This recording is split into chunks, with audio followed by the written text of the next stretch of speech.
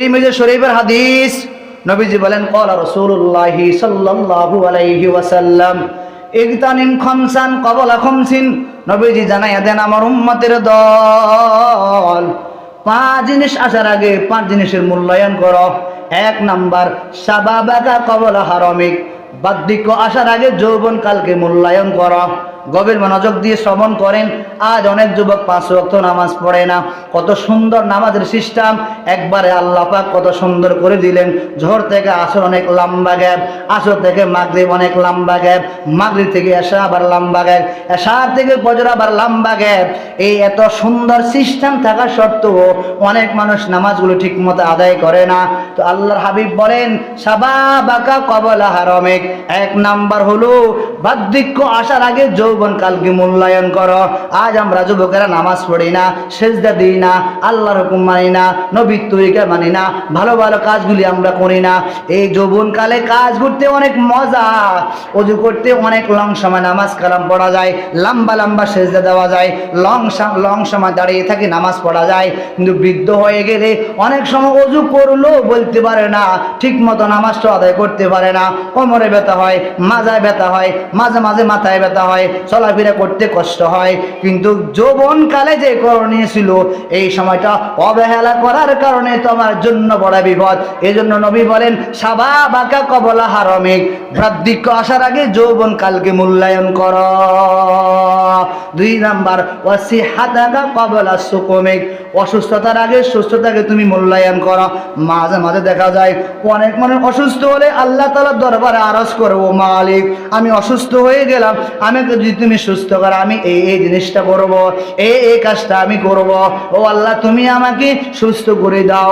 আল্লাহর নবী বলেন না না না, বরং অসুস্থ হওয়ার আগে যখন তুমি সুস্থ ছিলে, এখন আমি সুস্থ আছি, সুবহানাল্লাহ আমি পড়তে পারি, এখন আমি সুস্থ আছি, কোরআন তেলাওয়াত আমি করতে পারি, এখন আমি সুস্থ আছি, তাহাজ্জুদ নামাজ আমি পড়তে পারি, এখন আমি সুস্থ আছি, শেষ রাতে ইশরাক আওয়াবিন, শেষ রাতে তাহাজ্জুদ নামাজ, আল্লাহ তাআলাকে বেশি বেশি করে স্মরণ করতে পারি, আমি সুস্থ আছি, ভালো কাজগুলি আমি বারবার করতে পারি। কিন্তু আমি যখন অসুস্থ হই তখন আমার নামাজের কথা মনে পড়ে, আমি যখন অসুস্থ হই তখন আমার ভালো ভালো কাজের কথা মনে পড়ে, আমি যখন অসুস্থ হই তখন আমার বিভিন্ন নেক আমলের কথা বারবার স্মরণ করে দেয়। নবী বলেন না না না, ওয়াসিহাতাকা ক্বাবলা সুকুমিক, অসুস্থতার আগে সুস্থতাকে তুমি মূল্যায়ন করো। অগিনাগা ক্বাবলা ফাকরিক, তুমি যখন দরিদ্রতা হওয়ার আগে ধনটাকে মূল্যায়ন করো। যখন তোমার টাকা পয়সা আছে, যখন টাকা পয়সা শেষ হয়ে যাবে, এই শেষ হয়ে আফসোস করার আগে বরং যখন তোমার টাকা পয়সা আছে ভালো কাজে খরচ করো, গরিব অসহায় মিসকিনি পেছে খরচ করো, মসজিদ মাদ্রাসা বানায় দাও, এতিম মিসকিনের জন্য থাকার ব্যবস্থা করে দাও। একজন মানুষ অসহায় খেতে পারে না, আমার বাড়ির পাশে মানুষ সে খেতে পারে না, চলাফেরা করতে পারে না, আল্লাহর বান্দা নামাজ পড়ে, একটা গায়ে একটা পাঞ্জাবি নাই, মাথায় একটা টুপি নাই, আল্লাহর বান্দি কোরআন পড়ে, কোরআন কিনতে পারে না, রিয়াল নাই সে পড়তে পারে না, তাকে একটু সহযোগিতা করো। গিনাগাকা ক্বাবলা ফাকরিক, যখন তুমি দরিদ্র হওয়ার আগেই ধনটাকে মূল্যায়ন করো। যখন তোমার টাকা শেষ হয়ে যাবে আফসোস করিবা, ছেলে সন্তান তোমাকে আর ভালো জানে না, স্ত্রী ভালো জানে না, পুত্রবধূ ভালো জানে না, আত্মীয় স্বজন কেউ তোমাকে আর গ্রহণ করে না। কেন? এই যে তোমার টাকা পয়সা না থাকার কারণে। আমি আপনাদেরকে আরেকদিন মনে হয় কথাটা বললাম, দুনিয়ার মানুষ কেউ কাউকে ফাকরিত ভালোবাসে না। দুনিয়াতে যে যাকে ভালোবাসে একমাত্র টাকার কারণে একে অপরকে ভালোবাসে। দেখবেন যাদের টাকা পয়সা বেশি, ওদের টাকে মানুষ আসে বেশি। যে গরিব ওদের সঠিক বিচার হয় না, যে গরিব ওর কথা কেউ শুনে না, যে গরিব ওর জানাজা কেউ পড়ে না, যে গরিব ওর দাফন কাফনে কেউ শরীক হয় না, যে গরিব ওকে সঠিক বিচার কেউ করতে চায় না, যে গরিব ওর বাড়ি থেকে দাওয়াতে যায় না, যে গরিব ওকে কেউ দাওয়াত দেয় না। কেন?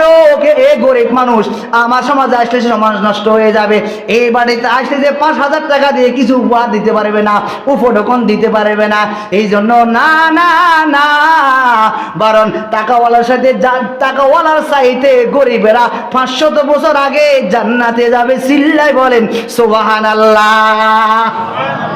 আসসালামু আলাইকুম ওয়া রাহমাতুল্লাহি ওয়া বারাকাতুহু।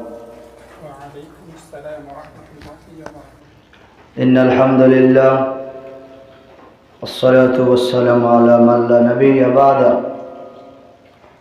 أعوذ بالله من الشيطان الرجيم بسم الله الرحمن الرحيم إن الله عنده علم الساعة وينزل الغيث ويعلم ما في الأرحام وما تدري نفس بأي أرض تموت وما تدري نفس ماذا تكسب غدا وما تدري نفس بأي أرض تموت إن الله خبير بما تعملون. وقال رسول الله صلى الله عليه وسلم اغتنم خمسا قبل خمس شبابك قبل هرمك وصحتك قبل سقمك وغناك قبل فقرك وحياتك قبل موتك أو كما قال عليه الصلاة والسلام. اللهم صل على محمد النبي الأمي وعلى آله وسلم تسليما. আল্লাহ তাআলা দরবারে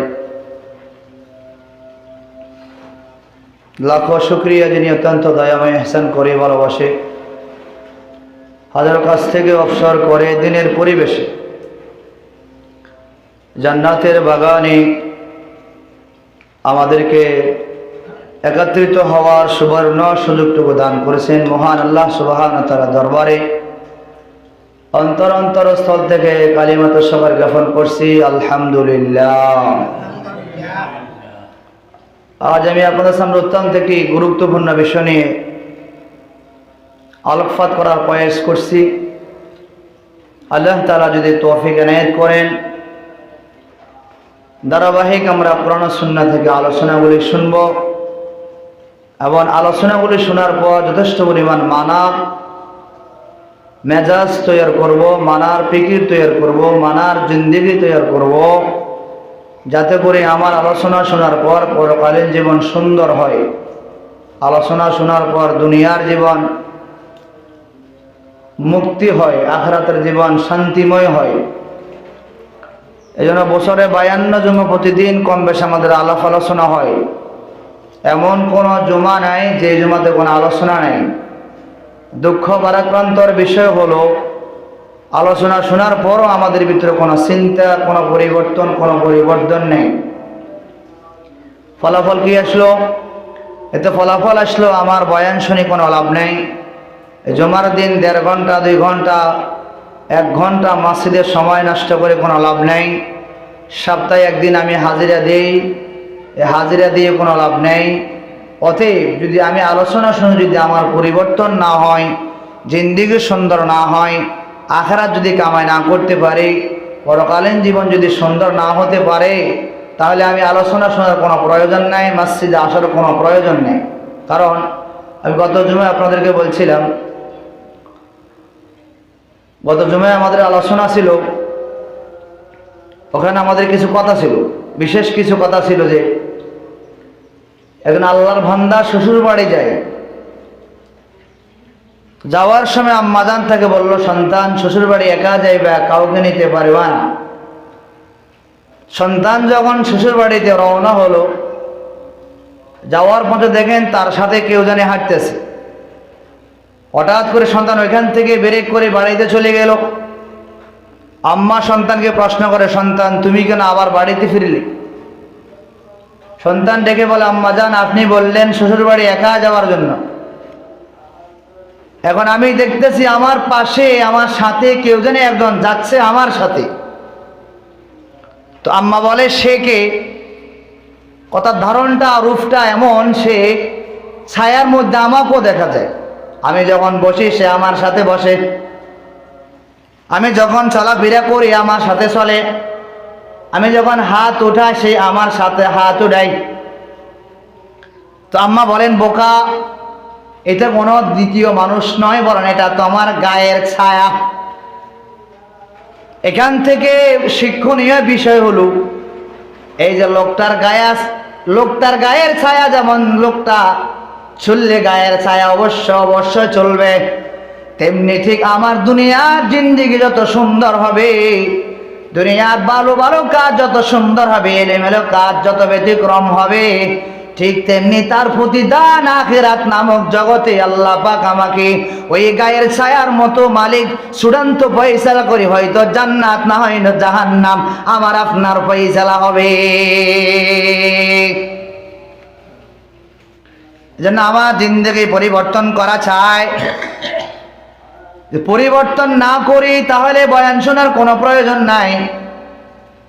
এখন আমি বয়ানও শুনি, নামাজও পড়ি না, বয়ানও শুনি, মেসওয়াকও করি না, বয়ানও শুনি, দাড়িও আমি রাখি না, বয়ানও শুনি, আল্লাহ তাআলার হুকুম আহকাম মানি না, বয়ানও আমি শুনি, মেসওয়াক আমি করি না, বয়ান আমি শুনি, নবীর আদর্শ আমি মেনে চলি না, বয়ান আমি শুনি, আল্লাহ তাআলাকে সেজদা আমি দেই না, বয়ান আমি শুনি, হারাম কাজ থেকে আমি বিরত হতে পারি না, বয়ান আমি শুনি, সুদ ঘুষ থেকে আমি বিরত হতে পারি না, বয়ান আমি শুনি, আব্বা আম্মার সঠিক খেদমত করতে পারি না, বয়ান আমি শুনি, আব্বা আম্মার সাথে সুন্দর আচার আচরণ আমি করতে পারি না, বয়ান আমি শুনি, ভাই বোন হক আমি ঠিক মতো আদায় করতে পারি না, বয়ান আমি শুনি, সঠিকভাবে ব্যবসা বাণিজ্য আমি করতে পারি না, বয়ান আমি শুনি, ঘরের ভিতরে ইসলামিক কোনো তামাদ্দুন নাই, ইসলামিক কোনো পরিবেশ আমার ঘরে নাই, বয়ান আমি শুনি, আমার ভিতরে কোনো পরিবর্তন নাই, বয়ান আমি শুনি,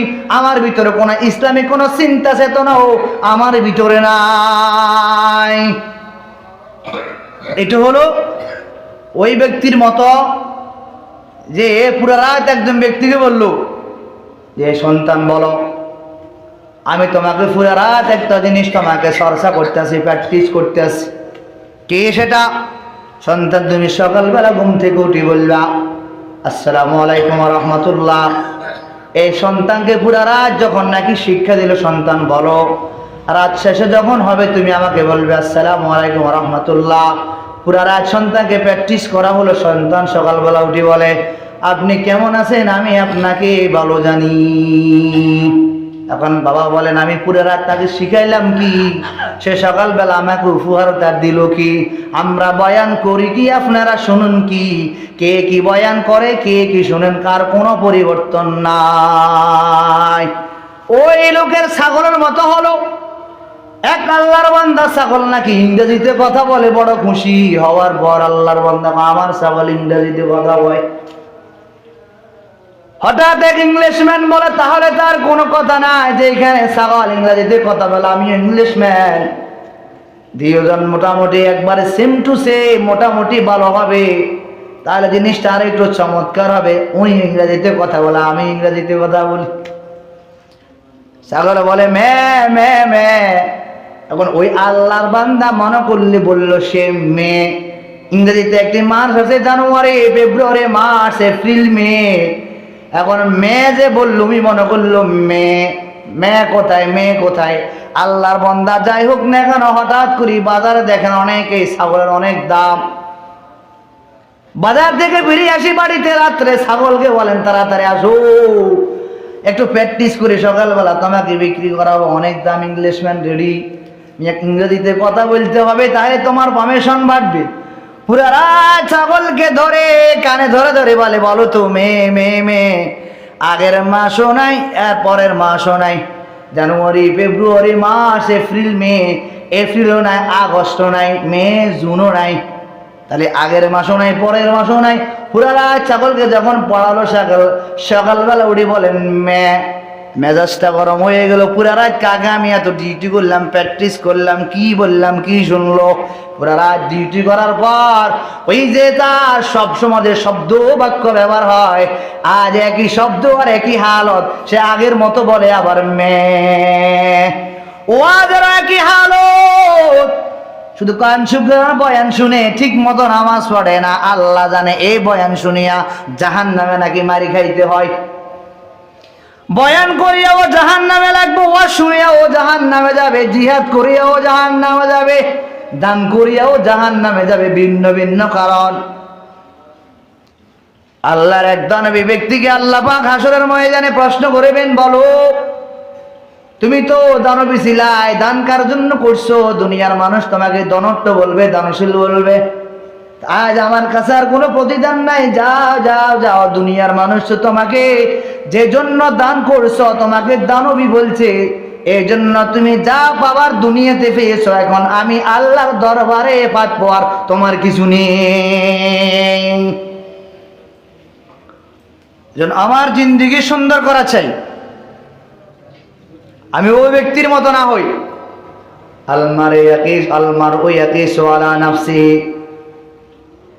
যারা সামনে আছেন গভীর মনোযোগ দিয়ে শ্রবণ করেন, নতুন কিছু কথা আসতেছে। আল্লাহর বান্দা যেমন আমাকেও ধারণা করে, তেমন হঠাৎ আল্লাহর বান্দা গভীর রাত্রে উঠিয়া তাহাজ্জুদ পড়ার জন্য ওযুখানা যাইয়া ওযু করে। আল্লাহর আরেক বান্দা হঠাৎ করে দেখে পুকুরের ওই পাড়ে চুরি করার জন্য আসে, ওইখানে সে প্ল্যান প্রোগ্রাম করে। যে ব্যক্তিটা চোর, সে চিন্তা করে শুধু আমি চোর নই, আমার মতো আর একজন চোর অলরেডি। আর যে ব্যক্তি তাহাজ্জুদের জন্য ওযু করার জন্য পুকুর ঘাটে গেল, ওযুখানায় গেল, সেও ভাবে আমি শুধু তাহাজ্জুদ পড়ি নাই, বরং আমার মতো আরেক ব্যক্তিও তাহাজ্জুদওয়ালা রেডি।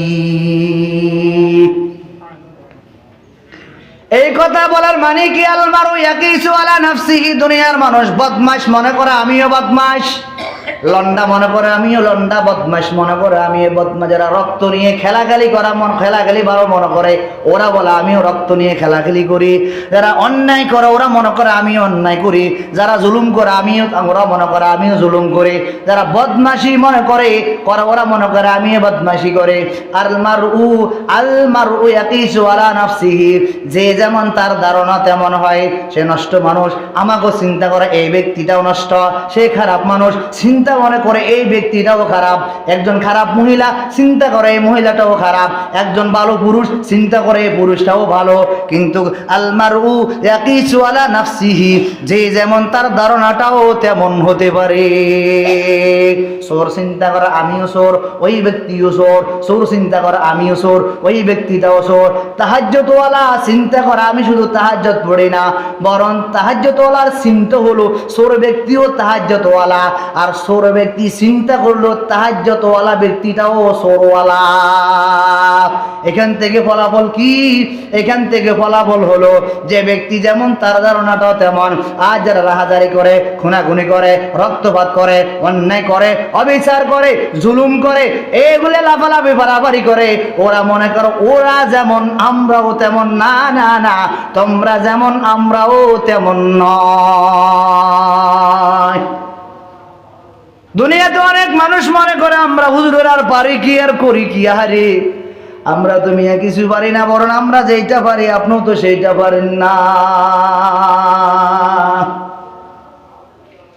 ইসলাম এমন এক সুন্দর ধর্মের নাম, আজ ইসলাম দিয়ে কত রকমের ব্যবসা বাণিজ্য চলে, ইসলাম দিয়ে কত রকমের জালিয়াতি চলে, ইসলাম নিয়ে কত রকমের হানাহানি মারামারি রক্তপাত খুন খারাপি চলে। সবাই দাবি করে আমি মুসলমান, নামাজ পড়ে না এও বলা আমি মুসলমান, চুরি করে এও বলা আমি মুসলমান, শুক্রবারে দূরের কথা ঈদের দিনও নাই জীবনে এক ওয়াক্ত নামাজ পড়ছি কিনা সন্দেহ, এও বলা আমি মুসলমান। আশ্চর্য কথা, এক সময় শুনলাম মুসলমান বলা হয় গরুর গোশত খাইতে পারলে মুসলমান। দুনিয়ার মানুষের রেওয়াজ অনুযায়ী এখন এমন কিছু নয়, বরং হিন্দুরাও গরুর গোশত খাইতে পারে। তাহলে বুঝিও তোমার মুসলমানের তো কতটুকু পাওয়ারফুল আছে। আবার শোনা গেল মুসলমানই করে নাকি মুসলমান, এখন হিন্দুরাও মুসলমানই করা, তাইলে তুমি মুসলমান এখন পাওয়ারফুল আল্লাহ হইতে পারো নাই। বরং মুসলমান বলা হয় আল্লাহর কোন আদেশ কখন মানতে হয়, কোন নিষেধ কখন ছাড়তে হয়, আল্লাহর নবীর হুকুম ঠিক মতো মানা, আল্লাহর হুকুম ঠিক মতো মানা, নবীর আদেশ ঠিক মতো আদায় করার নাম বাস্তবে একজন মুসলমান। আমি বললাম আমার দোকানের পাশে আমি সাইনবোর্ড দিয়ে দিলাম, এই দোকানে সব মালামাল পাওয়া যায়, এখানে সকল রকমের মাল পাইকারি বিক্রি হয়। আল্লাহর বান্দা এসে বলে বলুন তো 2 কেজি আমাকে আদা দেন, বলে নাই। আরেক বান্দা আসি বলে আমাকে 1 কেজি মধু দেন, বলে নাই। আরেক বান্দা আসি বলে আমাকে 1 কেজি ময়দা দেন, বলে নাই। আরেক বান্দা আসি বলে আমাকে 1 কেজি রসুন দেন, বলে নাই। হঠাৎ করে এক শিক্ষিত মানুষ সাইনবোর্ডের দিকে তাকাইয়া বলে দোকানদার বলো এই যে দোকানের পাশে সাইনবোর্ড দিলা, আমার দোকানের ভিতরে সব মালামাল পাওয়া যায়, যে চাই তা পায় না, যা চাই তা পায় না, বলো এটা কোন জাতীয় সার্টিফিকেট? সার্টিফিকেটের সাথে তোমার কথার সাথে কোনো মিল নাই, তুমি সঠিক দোকানদার হতে পারো না। আজ আমরা মুসলমান দাবি করি, আল্লাহর হুকুম মানি না, মুসলমান দাবি করি খুনাখুনি থেকে বিরত থাকতে পারি না, মুসলমান দাবি করি অন্য রক্ত নিয়ে খেলাখালি করা আমার পছন্দ, খারাপ লাগার কথা খারাপ লাগে না। আমি মুসলমান দাবি করি আল্লাহর হুকুম নবীর তরিকা মানি না। আমি মুসলমান দাবি করি অন্যের আল কাটতে আমার কাছে ভালো লাগে। মুসলমান দাবি করি ভাই বোন হক নষ্ট করি, মুসলমান দাবি করি সন্তানের হক নষ্ট করি, মুসলমান দাবি করি আল্লাহর হুকুম মানি না, নবীর তরিকা মানি নাই, মাদ্রাসায় দান সদকা করি না, ভালো ভালো কাজগুলি করি না, এতিম গরিবের খবর রাখি না, অসহায় মানুষের পাশে দাঁড়াই না, গরিব মিসকিন অসহায় মানুষের কোনো খোঁজ খবর রাখি না। আমি কেমন মুসলমান? আমি মুসলমান ওই ব্যক্তি দোকানের সার্টিফিকেটের মতো, দোকানের ভিতরে সব মালামাল পাওয়া যায় কিন্তু যেটা চাই সেইটা নাই। এখন আমিও হাঁটি হাঁটি বলি তুমি কি আমি মুসলমান? অনেক হিন্দুর মুখে দাঁড়িয়ে আছে, অনেক হিন্দুরাও পাঞ্জাবি গায়ে দেয়, তাইলে বোঝা গেল পাঞ্জাবি গায়ে দিলে মুসলমানই নয়, বর দাড়ি রাখলেও মুসলমানই নয়, টুপি দিলেও মুসলমানই নয়, বরং এগুলো তো বাহ্যিক দিক দেখা যায়, আসলে ভিতরের দিকটা কেমন, ভিতরের দিলটা আসলে কেমন, আল্লাহর দিকে রুজু আছে কিনা, মালিকের হুকুম এখন কখন মানতে হয়, কখন আল্লাহর হুকুম এখন সঠিকভাবে মানতে হয়। আজান দিলে 5 ওয়াক্ত নামাজ মসজিদে এসে পড়তে হয়। আমি একজন ইমানদার মুমিন মুসলমান হিসাবে সর্বপ্রথম আমার করণীয়, ইমানের পরে সর্বপ্রথম কাজ হলো আমাকে 5 ওয়াক্ত নামাজ আল্লাহর হুকুম ঠিক মতো আদায় করা। নাই আমি আছি আমার মতো, ভালো লাগলে পড়ো, ভালো লাগলে ছাড়ো, ভালো লাগলে আসো, না হয় আসিও না, ভালো লাগে আসো, ভালো লাগলে আসিও না, মানে সুবিধা মতো করো। ভালো লাগে এই তো পড়বো, ভালো লাগে না এই তো ছাড়বো, ভালো লাগে আসার পড়লাম, খারাপ লাগে আসা পড়বো না। আমার কাছে ভালো লাগে জোহর নামাজ পড়বো, ভালো লাগে না আসর আমি পড়বো না। আমার কাছে আসর নামাজ ভালো লাগলো আসর পড়বো, মাগরিব আমি ব্যস্ততা, হাঁস মুরগি নিয়ে ব্যস্ততা, ঘর সংসার নিয়ে ব্যস্ততা, ফ্যামিলি নিয়ে ব্যস্ততা, আমি মাগরিব পড়বো না। এশার আবার খাওয়া দাওয়া নিয়ে ব্যস্ততা, এশারও পড়বো না। ফজর আবার ঘুম নিয়ে ব্যস্ততা, ফজরও আমি পড়বো না। আল্লাহ বলেন ফামান শাআ ফালইউমিন ওয়া মান শাআ ফালইয়াকফুর। এর বান্দা দুনিয়াতে মানা না মানা তোমার স্বাধীনতা দিয়ে দিলাম। আজ দুনিয়াতে নামাজ না পড়লে কেউ কিছু করে না, পড়লো বা কেউ কিছু বলে না, বরং যারা পড়েন ওদেরকে বেনামাজি বলা হয়, যারা নামাজ পড়ে ওদেরকে নামাজিওয়ালা বলা হয়। কুকুর মাঝে মাঝে বলে আল্লাহ আমি যখন ঘুম থেকে উঠবো বেনামাজির চেহারা আমাকে দেখায়েন না। মাঝে মাঝে পাখি বলে ও আল্লাহ আমি যখন সকালবেলা ঘুম থেকে জাগ্রত হব, আমি যখন দুনিয়ার দিকের জন্য ওদিক ওদিক যাব, বেনামাজির মুখ আমাকে দেখাবেন না। জমিনে বলে আল্লাহ আমার এই জমিনের মধ্যে প্রথম পাটা বেনামাজির না হয়।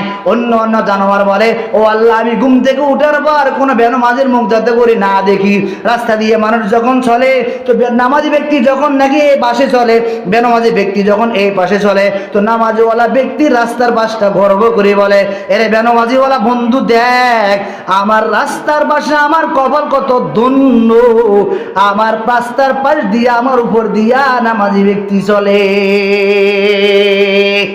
আরে আজ আমাদের দাম আমাদের কাছে না থাকার কারণে, আমাদের গুরুত্ব আমরা না দেওয়ার কারণে, ওই যে দইয়ের পাখি জাতীয় পাখির মতন হয়ে যাওয়ার কারণে আমরা আমাদের মূল্যায়ন করতে পারি না, আমরা আমাদেরকে সেজে গুজে নিতে পারি না, আমরা আমাদেরকে পরিপাটি করে নিতে পারি না, আমরা আমাদেরকে কন্ট্রোল করতে পারি না।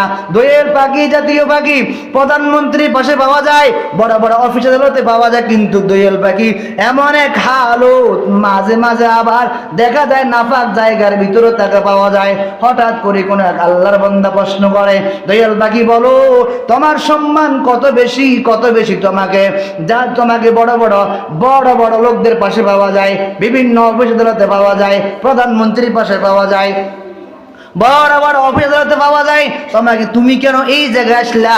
এই কথার ভিন্ন কোনো মানে নয়, একমাত্র মানে হলো দয়াল পাখি যদি বুঝতে পারতো আমার সম্মান এত বেশি এত বেশি, তাহলে কখনো কোনোদিন দয়াল পাখি নাপাক জায়গা আসিয়া তার মূল্যবান সময় নষ্ট করতো না। এই যে দোয়েল ফাঁকি মতন হয়ে যাওয়ার কারণে আজ আমরা ঠিক মতো মসজিদগুলি খালি হয়ে গেল। নবীজি বলেন ক্বালা রাসূলুল্লাহি সাল্লাল্লাহু আলাইহি ওয়াসাল্লাম আহাব্বুল বিলাদি ইলাল্লাহি মাসাজিদুহা ওয়া আবগাদুল বিলাদি ইলাল্লাহি ওয়াসওয়াকুহা। আল্লাহর নবী বলেন পৃথিবীর ভিতরে সবচাইতে প্রিয় জায়গা হলো মসজিদ এবং সবচাইতে খারাপ জায়গা হলো বাজার। একটু মাথা ঘুরে তাকান তো, একটু দেখুন তো কোন জায়গা ভর্তি কোন জায়গা খালি। আসলটা হয়ে গেল নকল, নকলটা হয়ে গেল আসল। তাইলে বোঝা গেল বাজার খারাপ জায়গা নবী ঘোষণা করেন। তারপরে দেখা যায় খারাপ জায়গার ভিতরে ইমানদারের চলাফেরা বেশি হয়, ইমানদার খারাপ জায়গার মধ্যে সময় বেশি কাটায়। যেটা উত্তম জায়গা দুনিয়ার জান্নাত, সেখানে ইমানদারকে অটোমেটিক ঠিক মতো পাওয়াও যায় না। দুনিয়ার শান্তির জায়গা মসজিদ। ইমানদার যখন বিপদে পড়বে মসজিদ আসি আল্লাহ তাআলাকে ডাকবে। ইমানদার যখন বিপদে পড়বো সেজদা দিয়ে আল্লাহ পাকের দরবারে কান্নাকাটি করবে। ইমানদার যখন কোনো বলা মুসিবতে পড়বে আল্লাহ তাআলাকে বলবে। ইমানদার যখন কোনো বড় বলা মুসিবতে পড়বে, কোনো দুঃখ সুখে থাকবে আল্লাহ তাআলাকে বলবে। আজ ইমানদার তার আসল কেন্দ্রস্থান ভুলে যাওয়ার কারণে, তার আসল জায়গা ভুলে যাওয়ার কারণে, তার সঠিক জায়গা ভুলে যাওয়ার কারণে, আসল পথ ভুলে যাওয়ার কারণে, অন্যথায় চলে যাওয়ার কারণে তার সুখ শান্তি বলে কিছু নেই, বরং অশান্তি আর অশান্তিরও কোনো সীমা নাই। জান্নাতের ভিতরে সুখ আর সুখ, আর এই সুখটা দুনিয়ার থেকে ক্রয় করে নিতে হবে বাবা। জাহান্নামের ভিতরে দুঃখ আর দুঃখ, এখানে কোনো সুখের আশা নাই। জান্নাতের ভিতরে কোনো দুঃখের আশা নাই, জাহান্নামের ভিতরে কোনো সুখের আশা নাই। জান্নাত চিরন্তন সত্য, চিরন্তন শান্তির জায়গা। জাহান্নাম চির কষ্টের জায়গা, জাহান্নাম চির দুঃখের জায়গা, ওখানে কষ্ট করা জায়গা, বড় অশান্তির জায়গা। জান্নাত বড় শান্তির জায়গা। যদি জান্নাতে শান্তি আমাকে পেতে হয় তো দুনিয়াতে আমি ভালো ভালো কাজ করতে হবে। আল্লাহ তাআলা বলেন ইয়া আইয়ুহাল্লাযীনা আমানু ইন্নাল্লাযীনা আমানু ওয়া আমিলুস সলিহাতি লাহুম জান্নাতুন তাজরি মিন তাহতিহাল আনহারু খালিদিনা ফিহা আবাদা। আল্লাহ পাক রব্বুল আলামিন বলেন ঈমানদাররা ঈমান আনার পর ভালো ভালো কাজগুলি করিবা। ভালো ভালো কাজগুলি করার কারণে আমি আল্লাহ পাক রব্বুল আলামিন তোমাকে এমন একটি জান্নাত দান করব, 2 মাসের জন্য নয়, 10 দিনের জন্য নয়, 10 বছরের জন্য নয়, বরং আমি আল্লাহ পাক রব্বুল আলামিন খালিদিনা ফিহা আবাদা। আমি আল্লাহ পাক রব্বুল আলামিন এমন একটি জান্নাতের মালিক বানায়া দিব যে জান্নাত তোমার জন্য চিরস্থায়ী শান্তির জায়গা। সিল্লা বলেন সুবহানাল্লাহ। ওই জান্নাতে যদি আমাকে যেতে হয় তাহলে আমাকেও জান্নাতের কাজগুলি বেশি বেশি করে করতে হবে। আল্লাহ আমাদেরকে জান্নাতের কাজগুলি করিয়া দুনিয়া থেকে জান্নাতের মেহমান হইয়া দুনিয়া থেকে যাওয়ার তৌফিক দান করে। সিল্লা বলেন আমিন। আজকের বিষয়বস্তু হলো নবীজি বলেন উম্মতের দল 5 জিনিস আসার আগে 5 জিনিস কদর করবে। কয় জিনিস বলেন? আরো ধরে বলেন। 5 জিনিস আসার আগে নবী বলেন 5 জিনিসের কদর করিবা। গভীর মনোযোগ দিয়ে শ্রবণ করেন। কি সে 5 জিনিস? আমরা এই 5 জিনিসের ভিতরে না বাইরে? খুব মনোযোগ দিয়ে শুনবেন। 5 জিনিস কি কি, আমরা কি করে নবী বলেন। তিরমিজি শরীফের হাদিস, নবীজি বলেন ক্বালা রাসূলুল্লাহি সাল্লাল্লাহু আলাইহি ওয়াসাল্লাম ইগতানিম খামসান ক্বাবলা খামসিন। নবীজি জানাইয়া দেন আমার উম্মতের দল 5 জিনিস আসার আগে 5 জিনিসের মূল্যায়ন করো। 1 নাম্বার শাবাবাকা ক্বাবলা হারামিক, বার্ধক্য আসার আগে যৌবন কালকে মূল্যায়ন করো। গভীর মনোযোগ দিয়ে শ্রবণ করেন। আজ অনেক যুবক 5 ওয়াক্ত নামাজ পড়ে না। কত সুন্দর নামাজের সিস্টেম, একবারে আল্লাহ পাক কত সুন্দর করে দিলেন। জোহর থেকে আসর অনেক লম্বা গ্যাপ, আসর থেকে মাগরিব অনেক লম্বা গ্যাপ, মাগরিব থেকে এশা আবার লম্বা গ্যাপ, এশার থেকে ফজর আবার লম্বা গ্যাপ। এই এত সুন্দর সিস্টেম থাকা সত্ত্বেও অনেক মানুষ নামাজগুলো ঠিক মতো আদায় করে না। তো আল্লাহর হাবিব বলেন শাবাবাকা ক্বাবলা হারামিক। 1 নাম্বার হলো বার্ধক্য আসার আগে যৌবনকালকে মূল্যায়ন করো। আজ আমরা যুবকেরা নামাজ পড়ি না, সেজদা দিই না, আল্লাহর হুকুম মানি না, নবীর তরিকা মানি না, ভালো ভালো কাজগুলি আমরা করি না। এই যৌবনকালে কাজ করতে অনেক মজা, অজু করতে অনেক লং সময় নামাজ কালাম পড়া যায়, লম্বা লম্বা সেজদা দেওয়া যায়, লং সময় দাঁড়িয়ে থাকি নামাজ পড়া যায়। কিন্তু বৃদ্ধ হয়ে গেলে অনেক সময় অজু করলেও বলতে পারে না, ঠিক মতো নামাজটা আদায় করতে পারে না, কোমরে ব্যথা হয়, মাজায় ব্যথা হয়, মাঝে মাঝে মাথায় ব্যথা হয়, চলাফেরা করতে কষ্ট হয়। কিন্তু যৌবনকালে যে করণীয় ছিল, এই সময়টা অবহেলা করার কারণে তোমার জন্য বড় বিপদ। এই জন্য নবী বলেন শাবাবাকা কবলা হারামিক, বৃদ্ধিক্য আসার আগে যৌবনকালকে মূল্যায়ন করো। 2 নাম্বার ওয়াসিহাতাকা কবলা সুকুমিক, অসুস্থতার আগে সুস্থতাকে তুমি মূল্যায়ন করো। মাঝে মাঝে দেখা যায় অনেক মানুষ অসুস্থ হলে আল্লাহ তাআলার দরবারে আরজ করে, ও মালিক আমি অসুস্থ হয়ে গেলাম, আমাকে যদি তুমি সুস্থ করো আমি এই জিনিসটা করব, এই কাজটা আমি করব, ও আল্লাহ তুমি আমাকে সুস্থ করে দাও।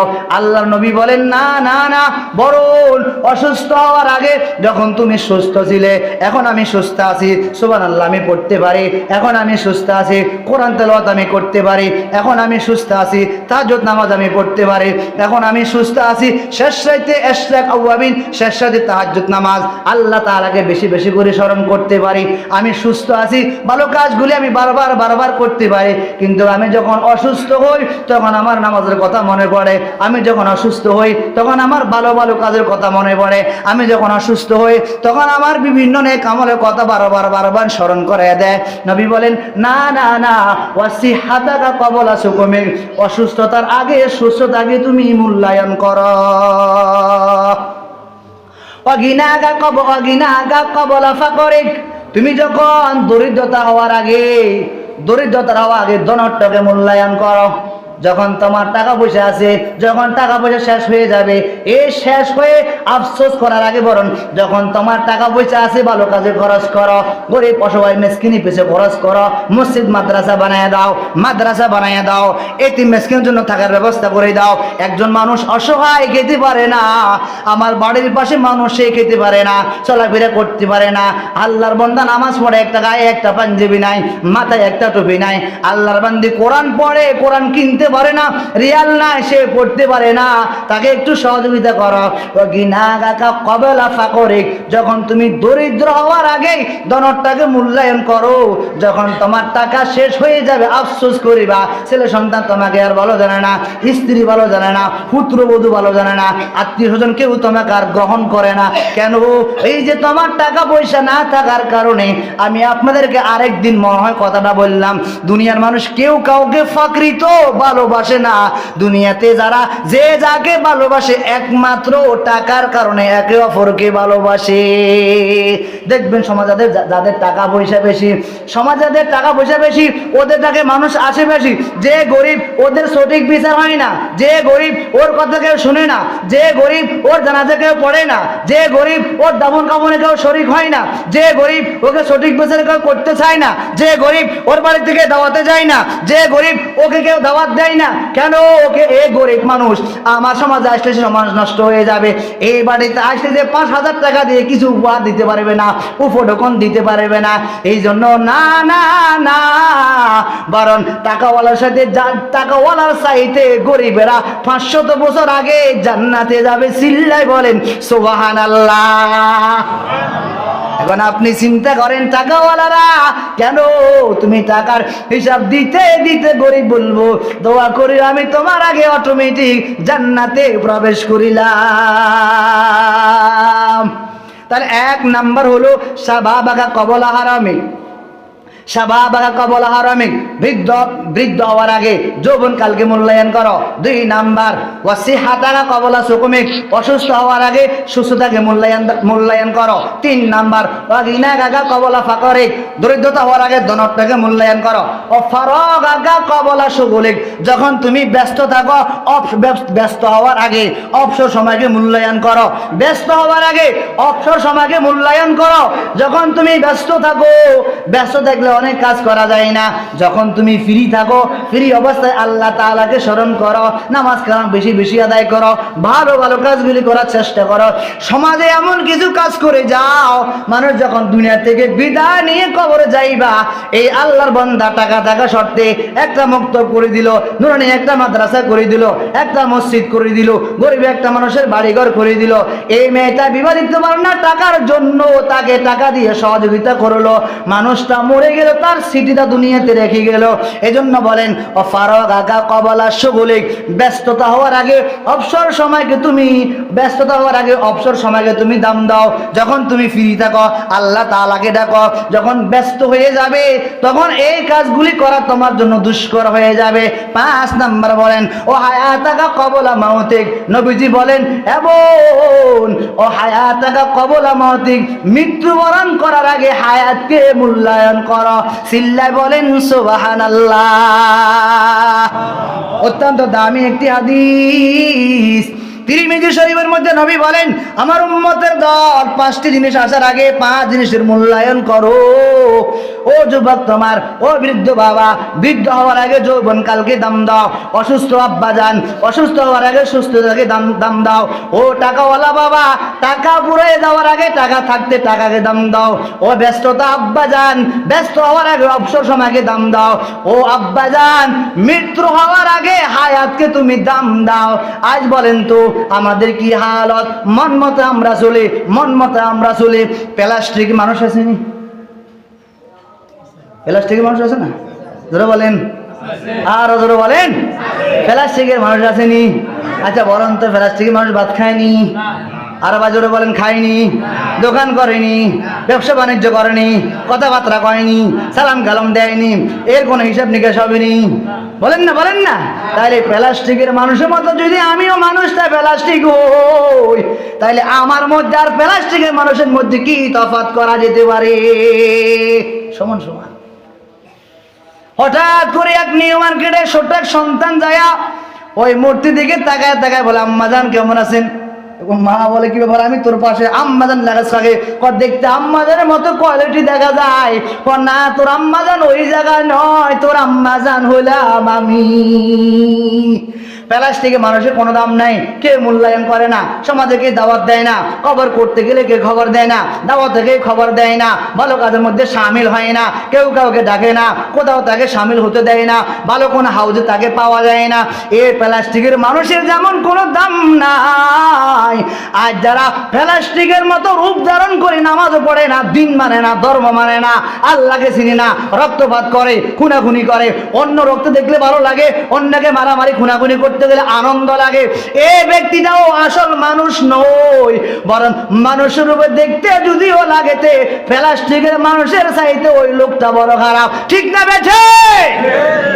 দেখতে অনেক সুন্দর লাগে, একবারে পাক্কাস, অনেক চেহারা মায়া লাগে, দেখতে অনেক সুন্দর লাগে, বিউটিফুল লাগে, নাইস টু নাইস লাগে, ভেরি লাগে। কিন্তু ভেরি তো 2 টাকারও দাম নাই, কারণ ভেরি ভিতরে আসল ভেরি নাই, বিউটিফুলের ভিতরে আসল বিউটিফুল নাই, নাইস টু ভিতরে আসল নাইস টু নাই, থ্যাংক ইউর ভিতরে আসল থ্যাংক ইউ নাই।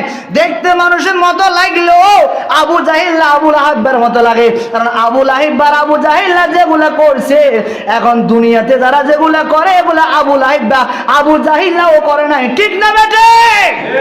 এরা করে নাই, এরা কখনো কোনোদিন করে নাই। আবু লাহিব এত বদমাশ ছিল না, আবু জাহিল এত বদমাশ ছিল না, উতবা এত বদমাশ ছিল না, ওই সাহেব এত বদমাশ ছিল না। ওরা যদিও আবু লাহিব বা আবু জাহিল হয়, এরা এমন কিছু কাজ করেছে এখনো দুনিয়ার মানুষ এদেরকে স্মরণ করে। বরং হজ করতে গেলে আবু জাহিলার বাড়িতে মানুষ পায়খানা প্রস্রাব না আসলে একটু বসি থাকে, এই বদমাশ নবীকে কষ্ট দিছে, এজন্য পায়খানা প্রস্রাব না আসলে একটু আবু জাহিলার বাড়িতে বাথরুম বানাইছে, একটু বসি থাকি। কেন?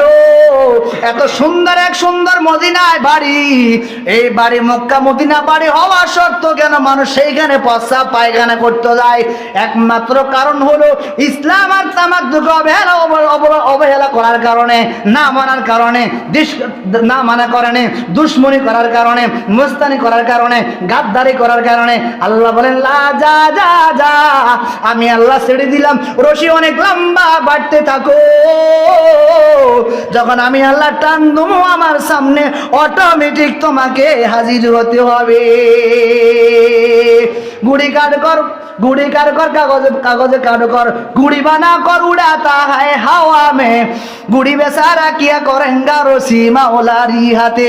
দেখবেন মাঝে মাঝে ছোট ছোট বাচ্চারা কাগজ দিয়া সুন্দর করে কাগজটাকে কর্তন করিয়া গুড়ি বানায়, গুড়ি বানিয়ে দেখবেন একটা রশি সংযোগ করে, সংযোগ করে যখন নাকি দেখবেন বাতাসে উঠাইয়া দেয়, এটা উপরে উঠতে থাকে, উঠতে থাকার বলে মালিক আমি তোকে চিনি না, আমি তোকে চিনি না।